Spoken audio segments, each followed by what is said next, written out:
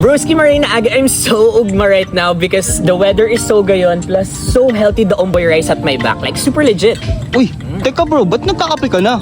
Eh di ba pupunta tayo sa favorite coffee shop natin This ngayon? is also Gagi, pare. This is also the main reason why I'm so ugma right now because of my new discovery. Sa new discovery ko kasi, we don't need to make siring pa there sa favorite coffee shop natin para manamitan yung aral daw nating iniinom sinusursup na kape, Gagi. Bakit bro? Ano ba yung new discovery mo na yan? This one, I discovered the new Nescafe Creamy Latte. Like parang pa lang nito, it will give you a legit na coffee shop vibes. Weh, bakit? Meron ba yung caramel, chocolate, and vanilla? Caramel, chocolate, and so serum na vanilla in one creamy cup. Nandito yan, like super legit as in. Eh, parang bro, parang ang hassle naman gawin yung iced coffee mo na yan.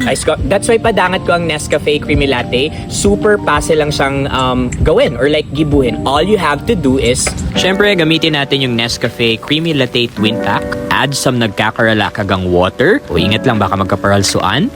Stir well, grabe the aroma. And add some ice, para legit na iced coffee. Yan, malipot na. And that's it, broski. You can now enjoy the so serum iced coffee ng Nescafe Creamy Latte. Oh, nice pero paborito ko kasi bro, hot coffee, alam mo naman yan, di ba? Gotcha, broski. Bistado kita, padangat kita.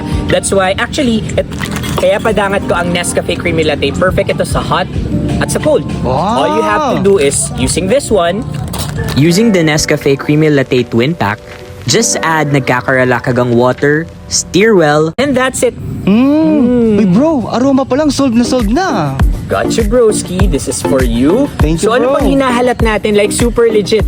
Let's have a cheers para sa new favorite natin na Nescafe Creamy Latte at para sa maugmang morning dito sa province. Cheers! Cheers!